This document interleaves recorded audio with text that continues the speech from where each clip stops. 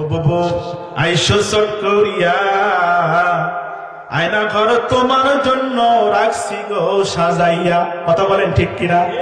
আরে কথা বলেন ঠিক কিনা? ও বুবু আইসো চট করিয়া, আয়না ঘর তোমার জন্য রাখছি গো সাজাইয়া। আমরা রিসিপশনে বৈশে আছি জুতোর মালা লইয়া। আমরা রিসিপশনে বৈশে আছি জুতোর মালা লইয়া। আয়না ঘর তোমার জন্য রাখছি গো সাজাইয়া। বুবু আইসো চট করিয়া, আয়না ঘর তোমার জন্য রাখছি গো সাজাইয়া। চিৎকার মেরে বলেন মারহাবা, আরো জোরে বলেন মারহাবা। নির্বিচারে মারছো মানুষ ক্ষমতার লাগিয়া, ওরে নির্বিচারে মারছো মানুষ ক্ষমতার লাগিয়া।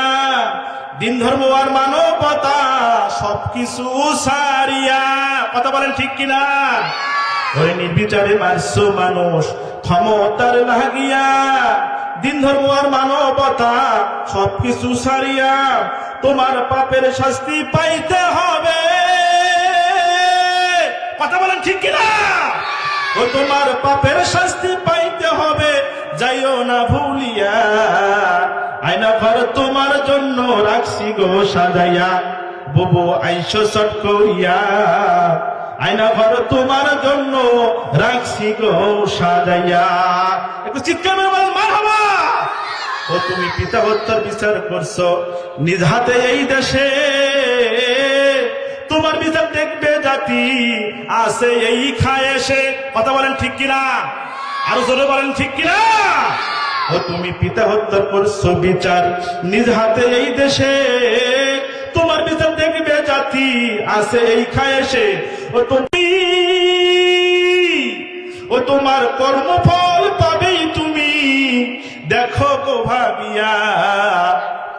আয়না ঘর তোমার লাইগা রাখছি গো সাজাইয়া। বুবু আইসো চট করিয়া, আয়না ঘর তোমার জন্য রাখছি গো সাজাইয়া। ওই আমরা রিসিপশনে বৈশে আছি জুতার মালা লইয়া। আমরা রিসিপশনে বৈশে আছি জুতার মালা লইয়া। আয়না ঘর তোমার জন্য রাখছি গো সাজাইয়া। বুবু আইসো চট করিয়া, আয়না ঘর তোমার জন্য রাখছি গো সাজাইয়া। একটু চিৎকার মেরে বলেন মারহাবা, আরো জোরে জোরে বলেন মারহাবা। আল্লাহ বলছেন ওয়া ইবাদুর রহমানিল্লাযীনা ইয়ামশুনা আলাল আরদ। দুনিয়ার বুকে কোন মানুষ যখন চলাফেরা করবে তার যেন অহংকার না থাকে। তার কি না থাকে? আরে কথা বলেন, তার কি না থাকে? অহংকার না থাকে। আমার ভাইরা, অহংকার যদি থাকে আমার আল্লাহ নবীকেও ক্ষমা করে না। চিৎকার মেরে বলেন আল্লাহু আকবার। হযরত সুলাইমান আলাইহিস সালাম বলল, এত বড় সাহস, জেলের মেয়ে হয়ে আমার বউ হইতে চায়, সাহস তো কম নয়। বলেন তো এই কথা ওই যে জেলের মেয়ে শুনেছেন, কষ্ট হয়েছে না হয় নাই? আরো জোরে বলে রাখবে, হয়েছে না হয় নাই? সুতরাং বন্ধুগণ আমার, যখন আপনারা মানুষের সামনে কথা বলবেন এমন কোন কথা বলা যাবে না সেই মানুষটা যদি কষ্ট না পায়। এমন কথা বলবেন যদি মানুষটা কষ্ট পায়। আর কষ্ট পাওয়ার পরে যদি আল্লাহর কাছে দুহাত তুলে আল্লাহকে ডাক দে, বলে রব্বুল আলামিন, এই লোকের কথার প্রতিবাদ করার ক্ষমতা আমার নাই।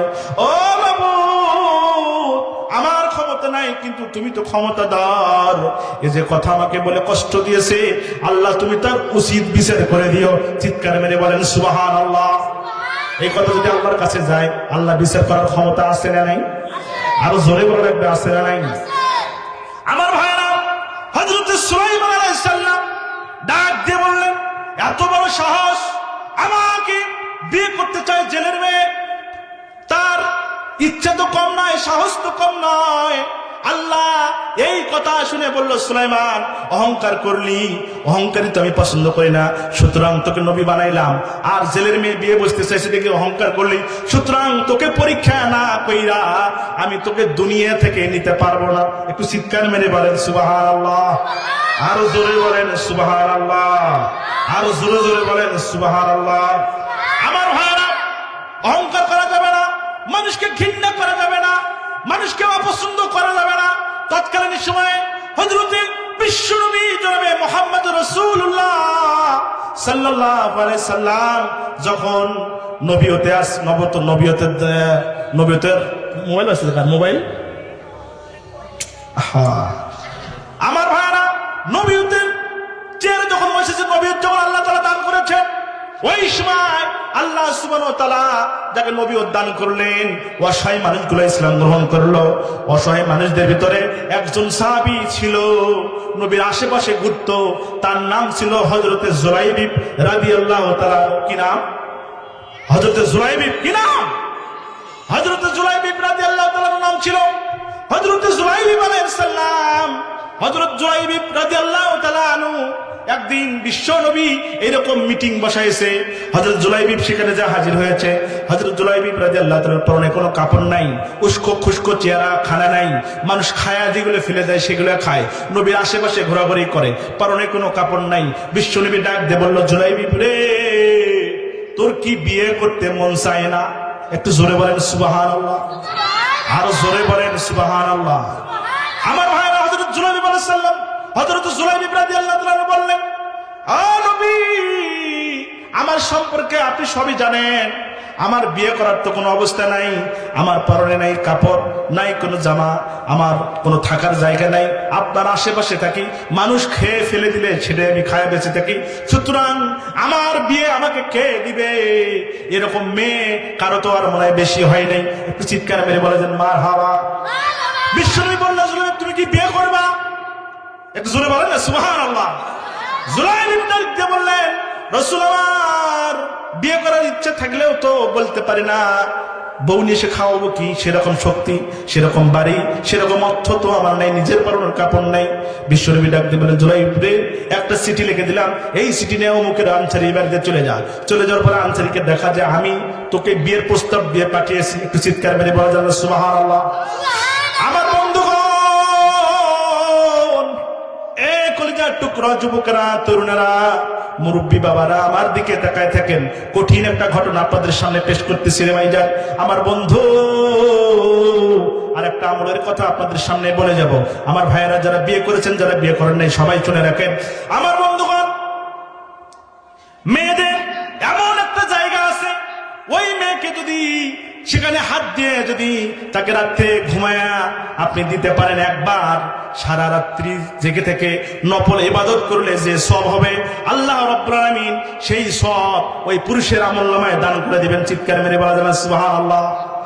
একটা মেয়ে মানে নিজের স্ত্রী সারা শরীরের ভিতরে এমন একটা জায়গা আছে, ওই জায়গায় হাত দিয়ে যদি একটা ঘুম যদি শুধু পাড়ায় দিতে পারেন, সারা রাত্রি দাঁড়িয়ে থেকে নফল ইবাদত করলে যে সওয়াব হতো, আমার আল্লাহ তাআলা ওই বান্দার আমলনামায় দান করে দিবেন। চিৎকার মেরে বলা যাবে সুবহানাল্লাহ। এই আমলটার কথা কি আপনারা শুনতে চান? শুনতে চান? কারা কারা চান? দু হাত উঠান তো একটু। সিতালিল্লাহ তাকবীর। আমার ভাইরা, হযরত জুলাইবিব আলাইহিস সালাম, হযরত জুলাইবিব রাদিয়াল্লাহু তাআলা আনহু চিঠিটা চলে গেল আনসার বাড়িতে। যাওয়ার পরে ওই চিঠি আনসার সাহাবীকে যখন দিলেন, দেওয়ার পরে ডাক দিয়ে বললেন, আনসার সাহাবী রে, এই যে রাসূল চিঠি পাঠাইছে, আপনার মেয়ের সঙ্গে আমাকে বিয়ে দিতে বলেছে। একটু চিৎকার মেরে বলা যায় মারহাবা। আনসার সাহাবী ডাক দিয়ে বললেন, জুলাইবিব, তোমার ক্ষমতা কত? তোমার সাহস তো কম নয়। এই আনসারের পরিবারে কোটি কোটি টাকার মালিক আমি, আর তুমি এসেছো আমাকে বিয়ে করার জন্য, আমার মেয়েকে বিয়ে করার জন্য, তোমার সাহস তো কম নয়। স্ত্রীকে ডাক দিয়ে বলছে, ও বিবি, দেখো দেখো, জুলাইবিব এসেছে আমার মেয়েকে বিয়ে করার জন্য, যার কোনো পরনে কোনো জামা নাই, খাইতে পারে না, মানুষ খাইলে ফেলে দিলে সেইটা খায়, সে আমার মেয়েকে বিয়ে করার জন্য আসছে। একটু চিৎকার মেরে বলা যায় না মারহাবা। আর জোরে বলেন মারহাবা। বিবি ডাক দিয়ে বলে, সর্বনাশ, একটা মাত্র মেয়ে আমার, না না, চলে যাও, দূর হয়ে যাও এখান থেকে, তোমার সঙ্গে আমার বিয়ে হবে না।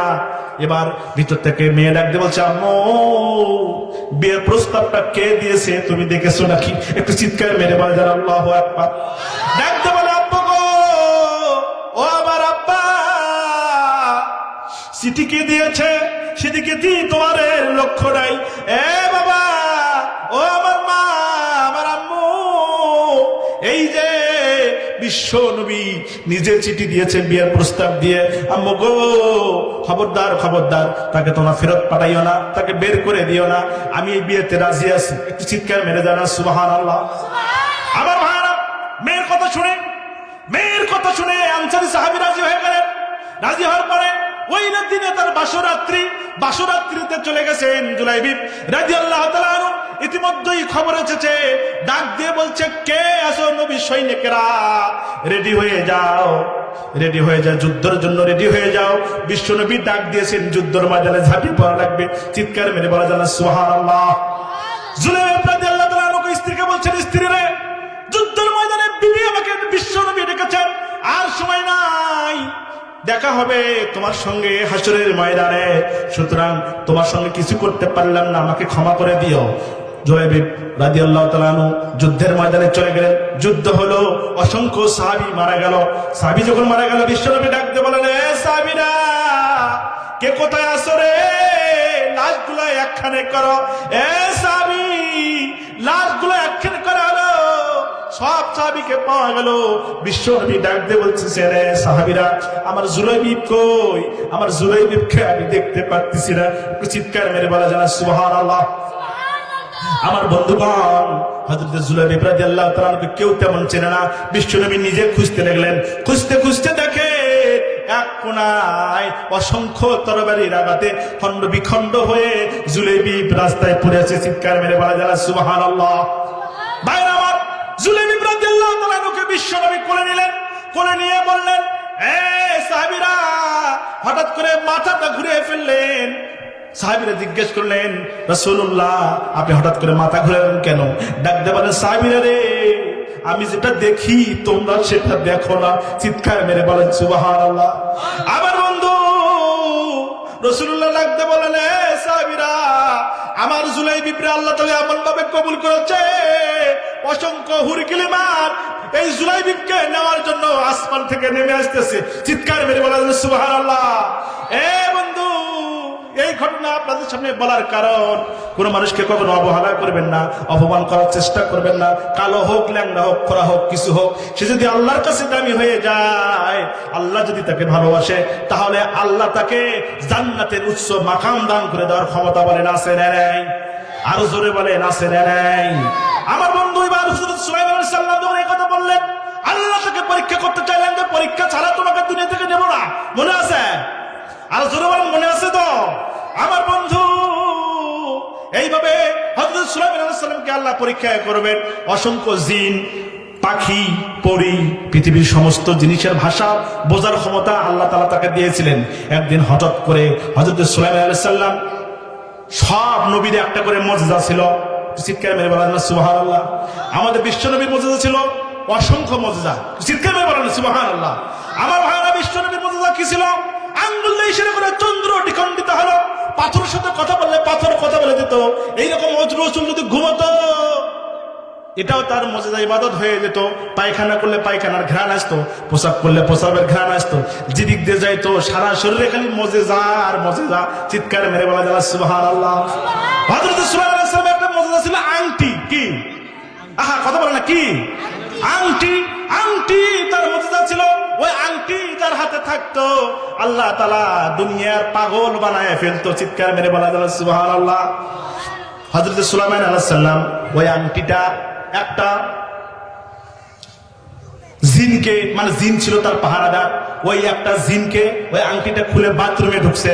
কোথায়? আর কথা বললে কোথায়? আমার বন্ধুগণ, আল্লাহ বলছে আংটিতে সব জায়গায় যেতে পারবে, কিন্তু টয়লেট বাথরুমে ঢুকতে পারবে না। চিৎকার মেরে বলা যায় সুবহানাল্লাহ। ওই জিনের নাম ছিল আসিফ বিন বরখিয়া। ওই আসিফ বিন বরখিয়ার হাতে আংটিটা দিয়ে হযরত সুলাইমান পয়গম্বর যখন বাথরুমে ঢুকেছে, ডাক দিয়ে বলছে, খবরদার আসিফ বিন বরখিয়া, এখান থেকে কোনো দিকে তাকাবি না, আমার এই আংটিটা ধরে থাকবি, আমি আসার পর তুই আমাকে আংটিটা দিবি। একটু চিৎকার মেরে যাবেন সুবহানাল্লাহ। আর জোরে বলা যায় না সুবহানাল্লাহ।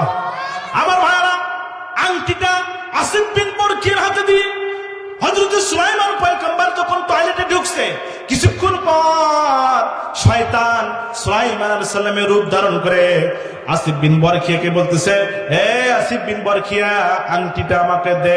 একটু চিৎকার মেরে বলা যেন মারহাবা, আর জোরে বলেন মারহাবা। আংটিটা শয়তান নিয়েছে, শয়তানের নাম কিতাবের মধ্যে আসছে, তার নাম হলো সকরা। কি নাম? আর জোরে বলেন। আমার ভাইরা, ওই সকরা আংটিটা পরেছে। আংটিটা পরার পরে সকরা ডাকতে বলছে, আসিফ বিন বরখিয়া রে, আমি এলাকায় খবর নিয়ে দেখলাম আমার মতো নকল একটা সুলাইমান আছে। একটু চিৎকার ভেবে বলা যাবে মারহাবা। এ আসিফ বিন বরখিয়া, ভালো করে তাকায় থাক, দেখবি নকল সুলাইমান যদি ধরা পড়ে যায় তাহলে তাকে পানিশমেন্ট করে এলাকা ছাড়ার ব্যবস্থা করে দিবি। চিৎকার মেরে বলা যায় না মারহাবা, আর জোরে বলেন মারহাবা। আমার ভাইরা, এবার টয়লেট সারা হয়ে গেছে, এবার ছোকরা যায় সিংহাসনে বসে গেছে। কোথায়? আর জোরে বলে না কোথায়? খেলা কার? আহা, কথা বলা, খেলা কার? আল্লাহর খেলা শুরু হয়ে গেল। ছোকরা এবার সিংহাসনে বসলো। টয়লেট থেকে সুলাইমান পয়গম্বর বেরিয়ে এলেন। আসার পরে সুলাইমান পয়গম্বর বলছেন, আসিফ বিন বরখিয়া, আংটিটা আমার দে। বলছে, আপনি কে? বলছে, আমি সুলাইমান। আহা, এই এখনই তো এই কথা বললেন, নকল সুলাইমান আসবে। মারহাবা বলবেন না? আর জোরে বলেন না মারহাবা। আসিফ বিন বরখিয়া বলছে, এখনই তো পয়গম্বর বলে গেলেন যে নকল সুলাইমান আসবে, সুতরাং তুই তাহলে নকল সুলাইমান। এই কথা বলে সুলাইমান পয়গম্বরের এমন পিটাইছে, পিটাইতে পিটাইতে একবারে আধা মরা করে ফেলছে। চিৎকার মেরে বলা যায় না নাউজুবিল্লাহ, আর জোরে বলেন নাউজুবিল্লাহ। এলাকা থেকে অন্য এলাকায় ফেলে দিয়ে এসেছে। যাওয়ার পরে ওই এলাকার লোকজনটাকে ডাক দিয়ে একটু সুস্থ করছে। ডাক দিয়ে বলছে, কে তুমি? বলছে, আমি সুলাইমান পয়গম্বর। কি বলছে? আর জোরে বলেন, কি বলেছে? বলছে, আমি সুলাইমান পয়গম্বর। ডাক দিয়ে বলছে, তুমি সুলাইমান পয়গম্বর? রাজ্যে ঘোষণা হয়ে গেছে নকল সুলাইমান এসেছে। আমাদের সুলাইমান তো সিংহাসনে বসে আছে, আর তুমি সুলাইমান পয়গম্বর দাবি করো? না না, তুমি বাদশাহ সুলাইমান নয়, তুমি নকল সুলাইমান। এই কথা বলে এলাকার লোক গণপিটে নিয়ে দিয়েছে। একটু জোরে বলেন নাউজুবিল্লাহ, আর জোরে বলেন নাউজুবিল্লাহ। খেলা কার? আর জোরে বলেন। আমার ভাইরা, এইভাবে পিটুনি চলছে। পিটাইতে পিটাইতে ওরা করছে কি? পিটাইতে পিটাইতে একটা নদীর ঘাটে সুলাইমান পয়গম্বররে ফেলে রাখছে। আমার বন্ধুগণ, ওই এলাকায় জেলেরা মাছ মারত। কিতাবের ভিতরে, ইতিহাসের ভিতরে লেখা হয়েছে যে প্রায় সন্ধ্যা নয়, আসরের পরে মাগরিবের ঠিক আগ মুহূর্তে এক জেলে দেখেন সুলাইমান পয়গম্বর পড়ে আছে। হযরত সুলাইমানকে সে মাথায় পানি টেনে দিয়ে ঘষে ঘষে তুলছে। তোলার পরে বলছে, কে তুমি? কোথা থেকে এসেছো? এরকম করে তোমার অবস্থা কেন? কে তোমাকে কিভাবে পিটাইছে? কি হয়েছে? তোমার ঘটনাটা খুলে বলো। সুলাইমান পয়গম্বর ভয়ে তার নাম বলে না। দেখতে বলছে, আমাকে কে যেন, আমি সব ভুলে গেছি, বুঝতে পারতেছি না কারা যেন কিভাবে আমার পিটাইয়া এখানে ফেলে দিল। নিজের কথা আর স্বীকার করে না। সুলাইমান পয়গম্বরের নাম আর ঘোষণা করে না। বলল, ভাই, আমাকে আপনার বাড়িতে একটু জায়গা দিবেন? একটু চিৎকার মেরে বলা যায় না সুবহানাল্লাহ। জেলে ডাকতে বলতেছে, হায় হায়, আমার বাড়িতে তোমাকে জায়গা দেব? দেখতে তো খুব ভালো মনে হয়, সুন্দর মনে হয়। আমার তো একটা লোক দরকার। আমার বাড়িতে যদি একটা কাজের লোক থাকে তাহলে মাছ ধরতে আমার জন্য একটু সুবিধা হয়। একটু চিৎকার মেরে বলা যায় না সুবহানাল্লাহ, আরো জোরে বলেন সুবহানাল্লাহ। আমার বন্ধু,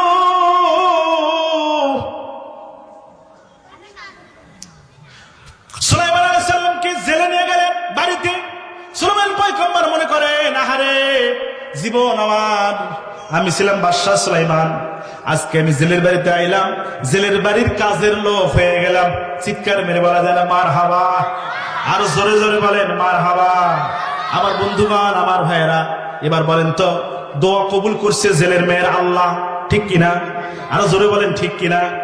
আমার বন্ধুগণ, জেলের সঙ্গে মাছ মারতে গিয়েছে। হযরত সুলাইমান পয়গম্বর জেলের সঙ্গে নদীর পারে মাছ মারতে গিয়েছে। মাছ মারার পরে জেলে দেখলেন এ যাবৎ যত মাছ তিনি মেরেছেন তার সে 3 গুণ মাছ সুলাইমান পয়গম্বর সাথে থাকার জন্য আল্লাহ তাআলা তাকে মাছের ব্যবস্থা করে দিয়েছেন। চিৎকার মেরে বলেন সুবহানাল্লাহ। এবার সুলাইমান আলাইহিস সালাম বাড়িতে গেলেন। যাওয়ার পরে বিবিকে ডাক দিয়ে বলছেন, বিবি রে, এই নতুন অতিথি আমার বাড়িতে আসার পরে আমার বরকত বেড়ে গেছে, নদীতে মাছ বেশি পড়ে গেছে, জেলে মানে জালে বেশি মাছ ধরা দিতেছে, বুঝতেছি না। আমার মনে হয় এই ছেলেটা অতি ভালো, আল্লাহ তাআলা মনে হয় আমাদের জন্য বরকত হিসেবে আমাদের মাঝে নাজিল করেছে। চিৎকার মেরে বলা যায় সুবহানাল্লাহ। আমার বন্ধুগণ, পরেজগার মেয়ে, প্রত্যেকটা পরহেজগার মেয়ে যারা থাকে তারা ভালো স্বামী চায়। কথা বলেন ঠিক কিনা? আমার কথা বলেন ঠিক কিনা? এক মেয়ে পর্দাশীল মেয়ে, মা বাবা তাকে সুন্দরভাবে মাদ্রাসায় লেখাপড়া করাইছে। লেখাপড়া করার পরে এক ঘুষখোর পুলিশ অফিসারের সাথে বিয়ে দিছে। কোথায়? ঘুষখোর পুলিশ অফিসারের সঙ্গে বিয়ে দিয়ে দিচ্ছে। এখন ঘুষখোর পুলিশ অফিসার পেয়ে বলেন তো, এই যে আলেমা এতদিন পরে আলেমা হয়ে গেল মাদ্রাসার ছাত্রী, ও খুশি না বেজা? বেজা খুশি? কথা বলেন কি? বেজা। ডাক দিয়ে বলছেন রব্বুল আলামিন, এতদিন তোমার কোরআন থেকে তাফসীর পড়লাম, হাদিস পড়লাম, আর আপনি আমারে ঘুষখোর একটা পুলিশ অফিসার বানায় দিলা। একটু জোরে বলা যায় না মারহাবা? পুলিশ তো মনে করেন যে খালি গলা টানতেছে, আরে মাদ্রাসার মেয়ে বিয়ে করছে আমি, সর্বনাশ, এটা তো বড় ভাগ্যের ব্যাপার। কথা বলেন ঠিক কিনা? কেন প্রত্যেকটা যুবকরা যদি শয়তান হোক, কিন্তু ভালো মেয়ে প্রত্যেকটা যুবক খোঁজে না। আর কথা বলেন খোঁজে না। ও দেখবেন 10টা প্রেম করছে, 20টা প্রেম করছে, তাদের সমস্যা নাই, কিন্তু ও কিন্তু দেখে যে ভালো মেয়ে কোনটা। কথা বলেন ঠিক কিনা? আর জোরে বলেন ঠিক কিনা? আমার ভাইরা, এখন পুলিশের সঙ্গে যখন বিয়ে হয়ে গেছে, এখন বিয়ে হওয়ার পরে এখন বাসরাত্রিরে তো পুলিশ যে খালি গলা টানতেছে, পাইছি, ঠিক কিনা? আর জোরে বলেন, হ্যাঁ পাইছি, আলেমা একটা পাইছি, মাদ্রাসার মেয়েকে পাইছি। ভাইরা আমার, বাসরাত্রিতে ওই মেয়ে অজু করে এসে বললেন, স্বামী গো, আপনি তো পুলিশের অফিসার, পুলিশের চাকরি করেন, আমি অনেক দিন লেখাপড়া করেছি মাদ্রাসায়, আমি চেয়েছিলাম আমার স্বামী যেন একটা হুজুর হয়, কেননা হুজুর স্বামী হলে আমার কি করণীয় সে বুঝতে পারবে, সেই জন্য আমি তো হুজুর স্বামী খুঁজেছিলাম, কিন্তু সেটা তো পাইলাম না। আপনি একটু অজু করে আসেন, দুইজন মিলে 2 রাকাত নামাজ পড়ে নেই। চিৎকার মেরে বলা যাবে সুবহানাল্লাহ। আরো জোরে বলেন সুবহানাল্লাহ। এবার বলেন, বাইরে যতই মাস্তানি করেন, যতই আপনি পীর হন, যতই নেতা হন, কিছু হন, বইয়ের কাছে নেতাগিরি চলে। আরো জোরে বলেন চলে? আরো জোরে বলেন চলে? চলে না। যতই পুলিশ অফিসার হন না কেন, বউ কইছে অজু করে আসো, একবারে এবার বইয়ের কথা মতো ওই পুলিশ অফিসার অজু করে আসছে। অজু করে আসার পরে 2 রাকাত নামাজ পড়ছে। কয় রাকাত? আরো জোরে বলেন। এখন বিয়ের দেখা যায় অনেক ছেলে 2 রাকাত নফল নামাজও পড়তে পারে না। কথা বলেন ঠিক কিনা? নামাজও পড়তে পারে, নামাজের মধ্যে তুই শীতে আগে দিয়ে, তুই সুস্থ পরে দিন, আসে না নাই? আর আসে না নাই? নামাজ নিয়ে প্রতিযোগিতা করে। কথা বলেন ঠিক কিনা? আমার ভাইরা, 2 রাকাত নামাজ পড়ার পরে ওই মেয়ে, ওই আলেমা দুহাত আল্লাহর দরবারে উঠে ডাক দিয়ে বলছেন, রব্বুল আলামিন, আপনি আমারে আলেমা বানাইলেন, এত কষ্ট করে আমি লেখাপড়া করলাম, ও মাবুদ, আপনি আমারে একটা ঘুষখোর পুলিশের অফিসার বানাই দিলেন। আমার ভাইয়েরা, ঘুষখোর পুলিশ অফিসার আমারে দিলেন, আমি তো মানতে পারি না আল্লাহ। এ মাবুদ, এই ঘুষখোর পুলিশ অফিসার তুমি আমাকে দিয়েছো, আমার কোনো সমস্যা নাই, আল্লাহ তাআলা মেহেরবানি করে, ও মাবুদ, আমার এই ঘুষখোর পুলিশ অফিসার এতদিন যা ঘুষ নিয়েছে, এতদিন যা ঘুষ খেয়েছে, এতদিন যা অন্যায় করেছে, আমি আর চাই না, রব্বুল আলামিন মেহেরবানি করে আমার ঘুষখোর পুলিশ অফিসার সৎ অফিসার বানায় দেন। চিৎকার মেরে বলেন সুবহানাল্লাহ। আর জোরে বলেন সুবহানাল্লাহ।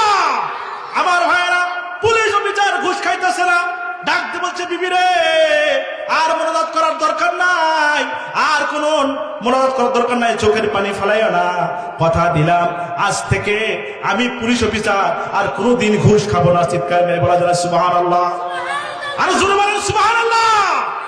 আমার ভাইরা, পুলিশ অফিসার পরের দিন অফিসে গেছে, অফিসে যাওয়ার পরে অফিসাররা যখন ঘুষ খায়, ওই পুলিশ অফিসার ডাক দিয়ে বলে, ভাইরা আমার, তোমরা ঘুষ খাও, আমি আর ঘুষ খেতে চাই না, সুতরাং আজ থেকে আমি নিষেধ করেছি, বইয়ের কাছে কথা দিয়েছি, আর কোনোদিন আমি ঘুষ খাবো না। চিৎকার মেরে বলা যায় সুবহানাল্লাহ। আরো জোরে বলেন সুবহানাল্লাহ। আরো জোরে বলেন সুবহানাল্লাহ। সুতরাং স্বামীকে ভালো করে স্ত্রী যদি স্ত্রী ইচ্ছা করে স্বামীকে ভালো করতে পারে না আরো জোরে বলেন পারে না আরো জোরে বলেন পারে না আমার ভাইরা হযরত সুলাইমান পয়গম্বর এবার ডাক দিয়ে বলছে আহারে ছিলাম বাদশা ছিলাম রাজা অথচ আমি এখন জেলের পার্টনার হয়ে গেলাম জেলের কর্মচারী আমি হয়ে গেলাম এইভাবে একদিন 2 দিন করে 1 বছর হয়ে গেছে কয় বছর আরো জোরে বলেন কয় বছর 1 বছর হয়ে গেছে হঠাৎ করে জেলে ডাক দিয়ে বলতেছে ওই আমার সঙ্গী তোমার আমি একটা কথা বলতে চাই বলো কি কথা বললো এ সঙ্গী তোমার কথাটা বলতে চাই সেটা হলো তুমি কি বিয়ে করতে চাও না একটু জোরে বলেন সুবহানাল্লাহ আরো জোরে বলেন সুবহানাল্লাহ ডাক দিয়ে বলছে বিয়ে করতে চাই মানে আমার তো বাড়ি ঘর কিছুই নেই বিয়ে কাকে করবো জেলে ডাকতে বললেন এ পথি আমার সঙ্গী রে আমার একটা মেয়ে আছে বাড়িতে চিৎকার মেরে বলা যায় সুবহানাল্লাহ পথিক ডাকতে বলে সুলাইমান পয়গম্বর জেলে ভাই আপনার বাড়িতে 1 বছর হলে আমি অবস্থান করতেছি কই কোনদিন তো আপনার মেয়ের ওই বাড়িতে মেয়েটাকে দেখলাম না কি ব্যাপার আপনার মেয়ে কোথায় আজ পর্যন্ত মেয়েটাকে আমি দেখি নাই জেলে ডাক দিয়ে বললো আমার একটা ঘরে মেয়ে আছে ওই মেয়েটাকে আজ পর্যন্ত কোনো পুরুষ দেখতে পারে নাই চিৎকার মেরে বলা যায় সুবহানাল্লাহ আরো জোরে বলেন সুবহানাল্লাহ আমার ভাইরা আজ পর্যন্ত কোন পুরুষ আমার মেয়েটাকে দেখতে পারে নাই আমার ঘরে একটা মেয়ে আছে তুমি যদি চাও তোমার সঙ্গে আমি বিয়ে দিতে চাই এবার বলেন ঘরের পরিবার আছে পরিবারের বেলা রাতের বেলা যায় ওই মেয়েকে মানে স্ত্রীকে জেলেটা ডাক দিয়ে বলতেছে বিবি রে এত সুন্দর ছেলে পৃথিবীতে আর খুঁজে পাওয়া যাবে না এই ছেলেটা অত্যন্ত ভদ্র এবং মেধাবী এবং আল্লাহ রহমত প্রাপ্ত এই ছেলেটা যতদিন ধরে আমার বাড়িতে এসেছে ততদিন পর্যন্ত আল্লাহ সুবহানাহু ওয়া তাআলা আমাদের সংসারে বরকত নাজিল করতেছে চিৎকার মেরে বলা যায় সুবহানাল্লাহ আরো জোরে বলেন সুবহানাল্লাহ আরে একটু মেয়েরা থেকে লুবি ওই মেয়ে ডাকতে বললেন জেলে ভাই আমার স্বামী প্রাণের স্বামী আপনি কি বলেন একটা পথিক যার কোনো ঠিকানা নাই বাড়ি নাই তার সঙ্গে আমার মেয়েটাকে বিয়ে দিতে চাও হবে না এরকম ছেলের দরকার নাই আমরা ভালো একটা ছেলে পাইলে বিয়ে দেব চিৎকার মেরে বলা যায় সুবহানাল্লাহ আরো জোরে বলেন সুবহানাল্লাহ এবার জেলে মনে করছে যে মেয়ে কিভাবে ঠান্ডা করার লাগে বুদ্ধি আমার আছে বাজারে গিয়েছে যাওয়ার পরে মেয়ের জন্য মানে বইয়ের জন্য শাড়ি কিনছে কি কিনছে আরো জোরে বলেন কি কিনছে শাড়ি কিনেছে আর আসার সময় মিষ্টি জর্দাতে একটা পান নিয়ে এসেছে সুবহানাল্লাহ বলবেন না আর জোরে বলেন সুবহানাল্লাহ মিষ্টি জর্দাতে যখন পান নিয়ে এসেছে আসার পরে রাতের বেলা বউকে শাড়ি পরাইয়া বলছে ও বউ মিষ্টি আমার প্রাণের বিবি এই পানটা তুমি খাওয়ার পরে যখন একই বিছানায় ঘুমাইছে ঘুমানোর পরে ডাকতে বলে বিবি রে এরকম ছেলে কিন্তু খুঁজে পাওয়া যাবে না এই ছেলে যদি হাতছাড়া করো তাহলে কিন্তু ছেলে আর খুঁজে পাবে না কথা বলেন ঠিক কিনা আরো জোরে বলেন ঠিক কিনা আরো জোরে বলেন ঠিক কিনা বিবি ডাকতে বললো ঠিক আছে তোমার যদি পছন্দ হয় তাহলে পড়াও চিৎকার মেরে বলা যাবে সুবহানাল্লাহ মেয়েদেরকে এইভাবে আপনি আয়ত্তে আনতে পারবেন আমার ভাইরা বিবি ডাকতে বললেন তোমার আয়ত্তে যদি থাকে বিয়ে পড়াই দেওয়ার কোনো সমস্যা নাই তবে সাবধান ছেলের একটু খোঁজ খবর নিলে ভালো হতো স্বামীর কথা শোনার পরে স্ত্রী আর কথা বলে না